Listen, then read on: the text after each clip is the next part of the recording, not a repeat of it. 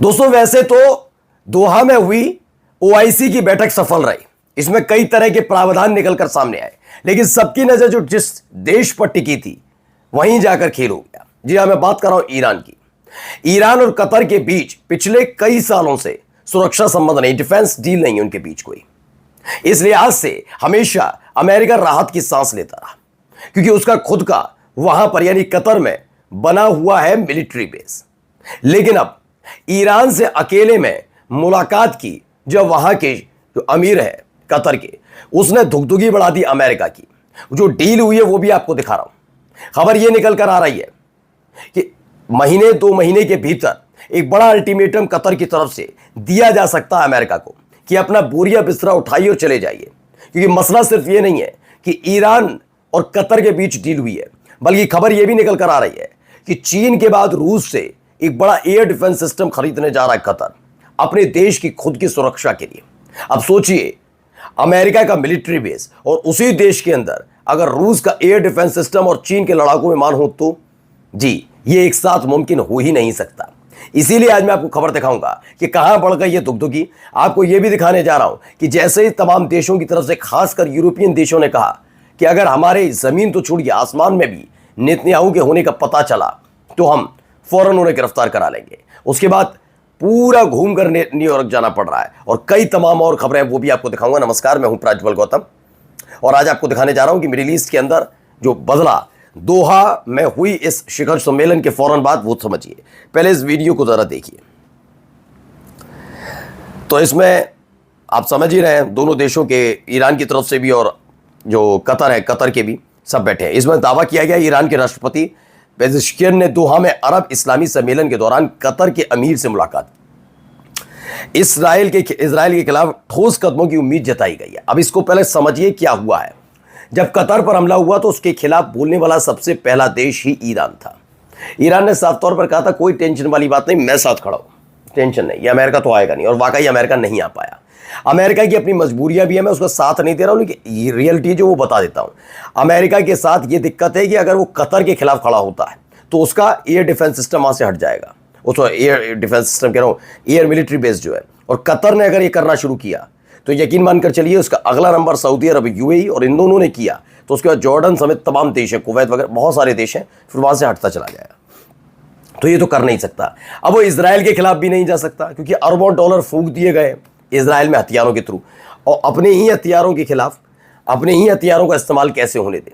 ये तमाम तरह की पशुपेश में फंसा हुए हैं डोनाल्ड ट्रंप। अब डोनाल्ड ट्रंप ने क्या कर दिया कि वो लगातार लताड़ा लगा रहे हैं कि भाई तुमने गलत किया है, गलत किया, गलत किया, ये वाली कहानियां सुनाई जा रही है। लेकिन इन सब के बीच ये खबर निकलकर सामने आ गई है कि अब ईरान चाहता है कि आप अपने यहां से बोरिया बिस्तरा बांधे अमेरिका का, रूस और चीन के हथियार लें, हमसे हथियार लें, और देखिए फिर कुछ बिगड़ता तो बताइएगा।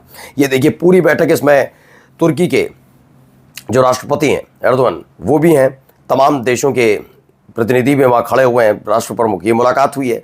इसमें दावा किया गया है कि ओआईसी जनरल सेक्रेटरी जो है ने किया अरब और इस्लामिक नेशन से कि एक साथ आइए। ये एक साथ आने का मतलब नहीं है, दरअसल अरब फौज, जी हाँ, अरब सेना बनाने के लिए एक बात कही गई, अरब आर्मी होनी चाहिए, ए यानी अरब आर्मी। इस अरब आर्मी की जो कहानी थी ये सीधे सीधे पहले मिस्र की तरफ से रखी गई थी। उसने कहा हमारे 20,000 जो सैनिक हैं वो रिजर्व में रहते हैं, वो हम ए के लिए देंगे, अरब आर्मी के लिए। खबर यह है कि तुर्की भी इसके लिए तैयार हो रहा है। तुर्की वो देश जो नेटो का सदस्य देश है, यानी कि अगर अरब आर्मी बनती है तो नेटो को छोड़ने वाला पहला देश बनेगा तुर्की। ये क्लियर हो रहा है।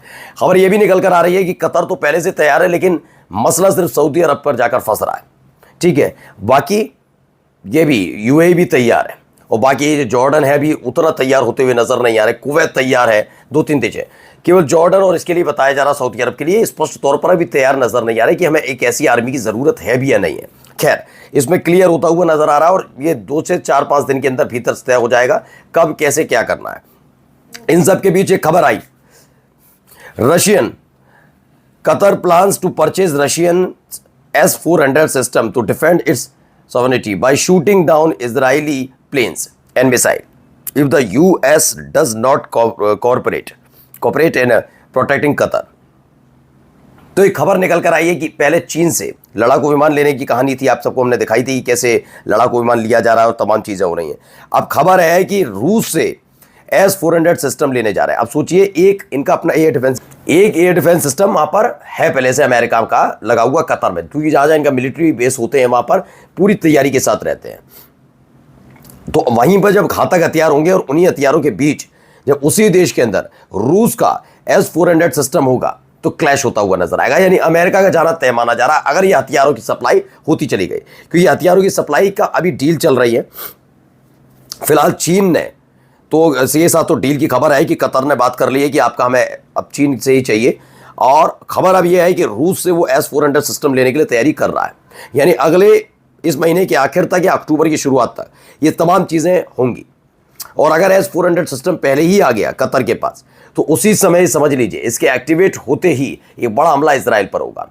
दरअसल कतर इस समय सिर्फ ये नहीं सोच रहा कि मुझे हमला इजराइल पर करना है, ये बात समझिएगा, इसके आगे की कहानी भी है।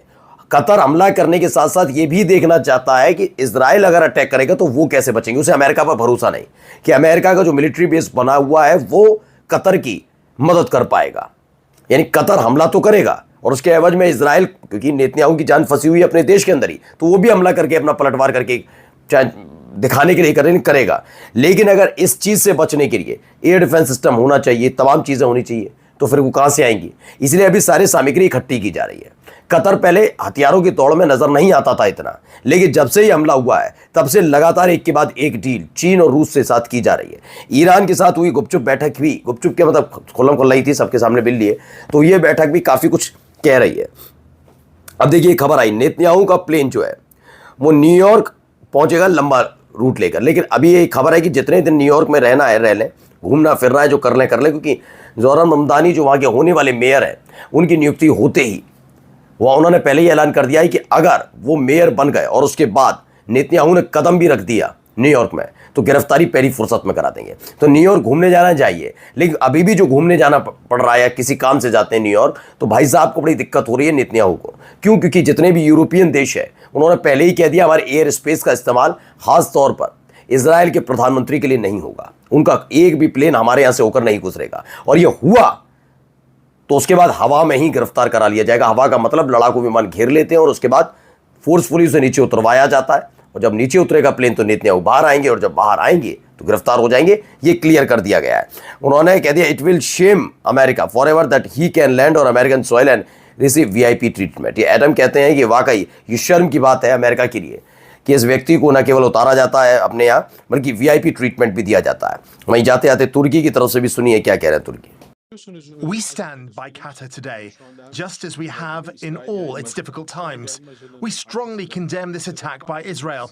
This is no longer just a Palestinian-Israeli. तो तुर्की के विदेश मंत्री हैं हाकान फिदान ने इजरायली कतर बढ़ते तनाव के बीच कतर को समर्थन करने का ऐलान किया। कहा इजरायल की आक्रामकता और विस्तारवाद ही क्षेत्र की सबसे बड़ी समस्या है। यानी खोलकर मैंने अभी थोड़ी देर पहले आपको बताया, नेटो को छोड़ अरब सेना जैसे ही ऐलान होगा सबसे पहले आने वाले व्यक्ति नेटो से तुर्की है।